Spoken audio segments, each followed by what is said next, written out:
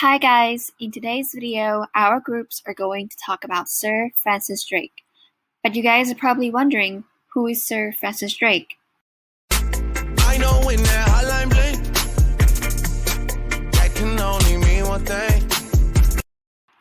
When you hear the word Drake, in this generation, if you don't know the British history, you're probably thinking of Drake, the famous Canadian rapper. But no. Today we're going to mention the other Drake. Sir Francis Drake, a.k.a. the first Englishman to travel the world. So to get a bigger picture, here's some recaps. He was born in 1540 and 1544 in Devonshire, England. Drake was the son of a renter farmer in the state of Lord Francis Russell, but he was raised in Plymouth by the Hawkins family, his relatives that worked as traders and pirateers or pirates. At the age of 18, Drake went to the sea for the first time with the Hawkins family Armada. In 1560, he then gained command of his own ships. Sir Francis Drake participated in some of the earliest English slaving journeys to Africa and earned prestige from Queen Elizabeth I for his piracy against Spanish ships and his ownership. In 1577, he was sent by Queen Elizabeth I to South America. On his way, he would attack Spanish shipping through the Pacific. That's why many people consider him to be a pirate. Then, when he returned home, he became the first Englishman to navigate globally. In 1588, Drake served as second in command while the English success over the Spanish Armada. He was also considered the most famous sailor during the Elizabean period. He died off the coast of Panama in 1586 and buried at sea. That's all for the recap. However, in today's video, we're going to talk about 10 things you may not know about Sir Francis Drake. Let's get right into it. Fact number 1. Drake was the second man who accomplished world navigation and became the first Englishman to travel the world. His journey took the time during 1577 till 1580. Fun fact, his major purpose for expedition was not for discovery. He made a secret deal with Queen Elizabeth I to raid the Spanish ships. At that time, there was a religious conflict between Protestant England and Catholic Spain. England and Spain were particularly at war, as King Philip II ruled over a very broad area in the New World, owning sources of silver and gold. Queen Elizabeth was kind of jealous and desired those values. When Drake's crew arrived at the Spanish Pacific coast, it was surprisingly unguarded, because they had no idea he was coming. So one of Drake's most profitable robs had started. He began with hitting their ports as many as possible. He first stopped at the ports of Valparaiso and took Chilean and gold wine. Then he continued to the next port, named Arica, and gained 40 bars of silver. The third port he robbed before he moved on was El Callao. No ship in the harbor was ignored. Drake seized every one of them, and finally he was informed that the Spanish treasure ship Nuestra Señora de la Concepción sailed north just a couple weeks ago. Drake had no hesitation or fear. He hastily led the crew chasing them. The two met and fought at the coast of Pucallpa. Drake won over and took all their assets.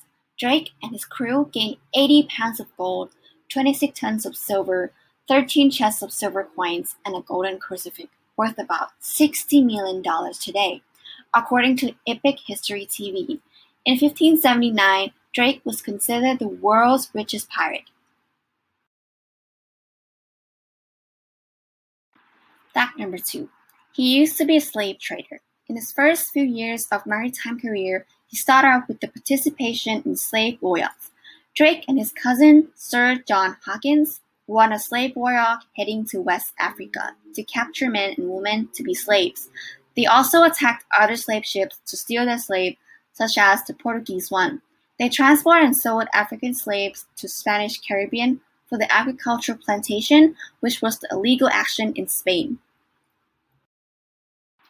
Spain was not pleased at all. They responded to that by launching a surprise attack at their ship when they were located around Mexican port of San Juan de Ulloa. 4 vessels were destroyed, his crew were killed and captured. Lucky him, Drake could escape, but he was so mad at Spain, especially their head, King Philip II. Fact number 3. The next fact is the continuing story from the previous one. After that, Drake had always been planning on revenging Spain, a.k.a. the King of Spain, King Philip II. He was just waiting for a perfect time to pay them back. He continually made troubles for them, raiding his crew against their treasure ships numerous times, until he was widely recognized. The Spanish were scared of him, could not tolerate anymore. They gave him a nickname called El Draque, meaning the dragon. And in fact, whoever cut his head off would be rewarded with 20,000 ducats. That amount of money is worth several $1,000,000 today, so you can imagine how much they wanted him dead. Fact number 4. In 1573, he teamed up with the Cimarrons, a group of escaped Spanish slaves who also had hated towards Spain and eager to help. The Cimarrons act as their scout, making it so much easier for their plan. They robbed the Spanish Moro train when they were carrying silver and gold on the way to Caribbean ports across the Isthmus of Panama. It was one of the most beneficial raids. They seized and gained too much goods, too heavy to be on their ship. They could not carry all the cargo home, and they ended up burying 15,000 of silver. Even though they left so much treasure behind, they were still heading home with more than 20,000 pounds worth of treasures. Fact number 5. At that point, when Drake's rounds the world journey set sail for England in December 1577, practically the entirety of his crew members except that they were going on a simple journey to Egypt. It was simply after they went past through the Mediterranean that their officer reported his actual goals to adjust the southern tip of South America and enter the Pacific Ocean, an accomplishment never achieved by an English vessel before. The excursion was not a simple one. One of the 5 boats Drake pumped the lower part of the world.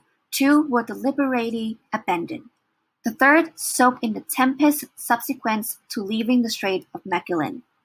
And the 4th turned back after becoming separated from the fleet.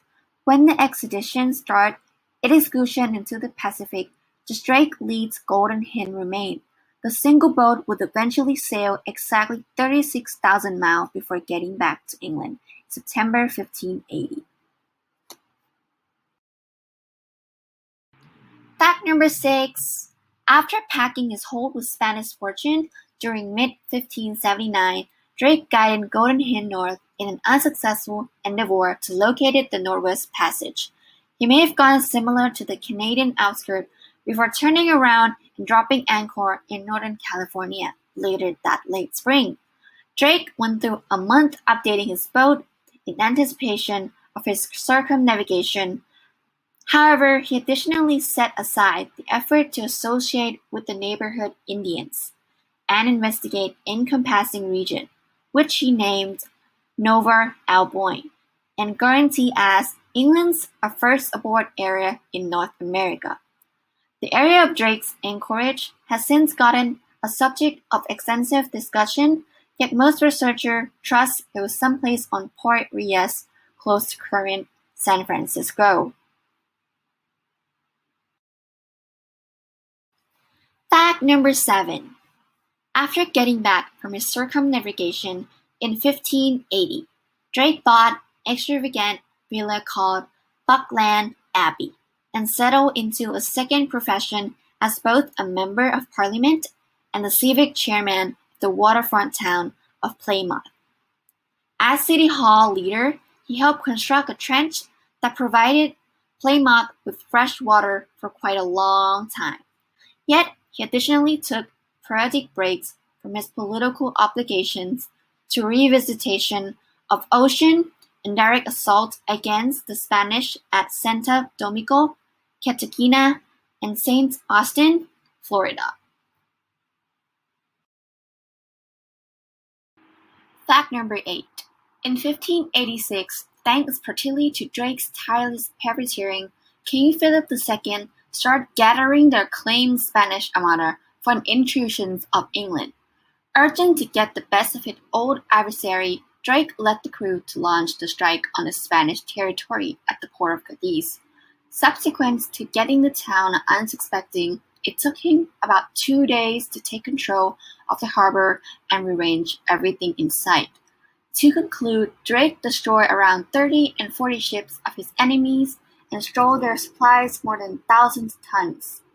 Drake later proceeded with his rule of trade by interfering with the Portuguese coastline and catching a fortune transport of the Azores. Drake did so much damage to Spain they would not be able to invade England again in the near future to recover. Drake gained prestige at war and became the vice naval commander of the English Armada, and 2 years later he helped his nation fight back at the Spanish invasion in 1588.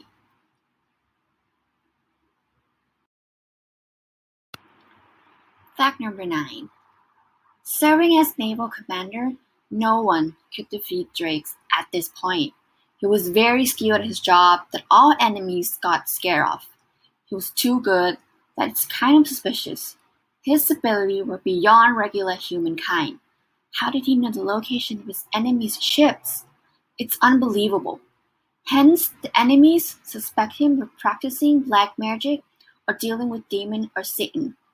There is a rumor along the Spanish marina of how Drake was possessed by evil. They were also gossiping that he was helped by Satan. Numerous Spanish sailors claimed that Drake was a devil and not man, after a total loss at the Spanish Armada. The last fact is fact number 10. Sir Francis Drake's last journey was in 1595. He was a bit old at this point, but still set sail to the West Indies, aiming for Spanish treasures. As usual, his plan for the attack at Central, Puerto Rico, and Panama had to be pushed off. Drake got dysentery and his life ended on January 28th in the following year, 1596, at sea off Portobello at the coast of Panama. His body was put in a lead-lined coffin with all his armor. They sealed and allocated him to the deep ocean. Divers and historians attempt to search for the coffin, but his body had never been found, only the wreck of his ships nearby. For a quick review, Sir Francis Drake was one of the most influential figures in Europe during the Elizabean era. He was a real legend, becoming the very first Englishman to travel globally and the second of the world. He made the term pirates widely recognized all over Europe and even the world by robbing most Spanish treasure and gained prestige from the Queen, and served as second in command and also a member of Parliament. It is highlighted that Drake was the richest pirate in the world. He also has his brotherhood, since he also robbed revenge for his crew members. His death was still a mystery, and his body had never been found. It suits him because when he was alive, the Spanish attempted to capture him multiple times. Thus, when he died, nobody was able to find his body, so that suits his nickname of Mysterious Pirate. To this very day, Drake is widely well known. In fact, his characters appears in many forms of entertainment. For instance, he is portrayed as a true pirate in dozens of movies, games, and books. Certainly, his legendary name will be remembered forever and would never disappear from the history.